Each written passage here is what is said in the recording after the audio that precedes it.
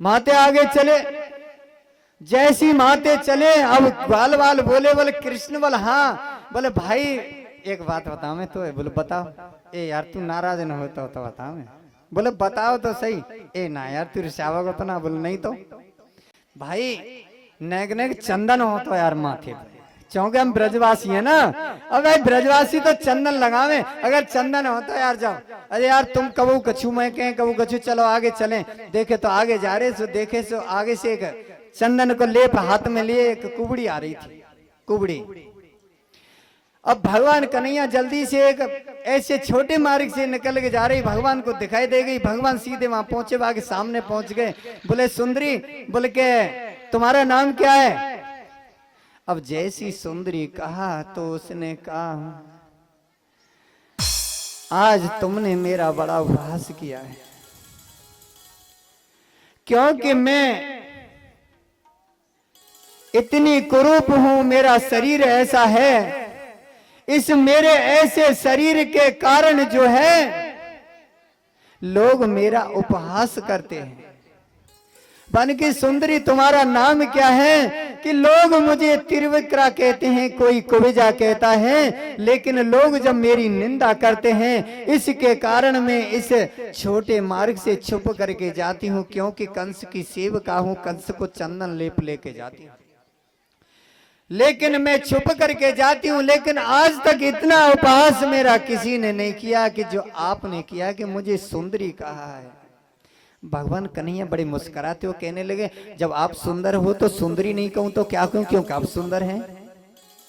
इतने में फिर त्रिविक्रा ने कहा कि देख फिर दोबारा से आपने मुझे सुंदरी कहा है। अब जो त्रिविक्रा है, जो कुबिजा थी, भगवान कन्हैया को ऐसे टकटकी लगा के देखती रही कि देखती ही रह गई। और अंत में बोली कि ऐसे लगता है कि मैंने कभी जीवन में पहले भी तुम्हें कभी देखा है।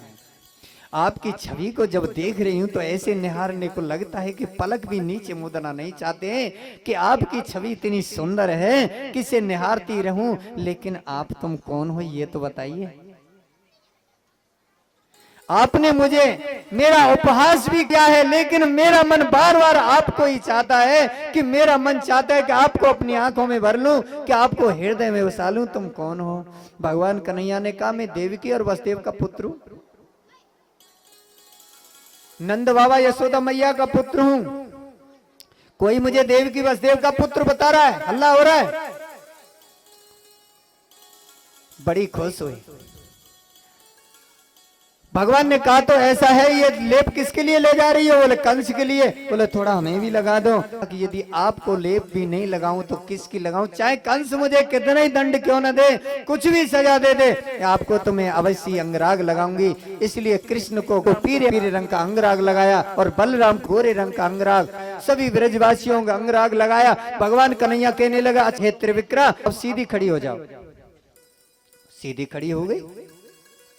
अब जैसे सीधी खड़ी हो गई, भगवान कहने लगा और सीधी, और कोशिश की, और सीधी, और कोशिश, और सीधी, और कोशिश की।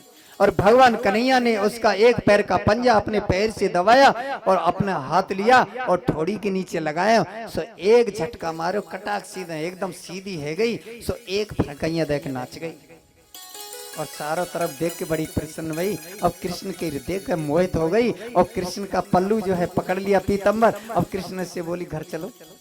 अब कृष्ण के साथ में बलराम भैया थे। अब कृष्ण ने जैसी बलराम की तरफ देखी तो शर्म आ गई, नीचे मुंह कर लियो, कई बाद में आएंगे।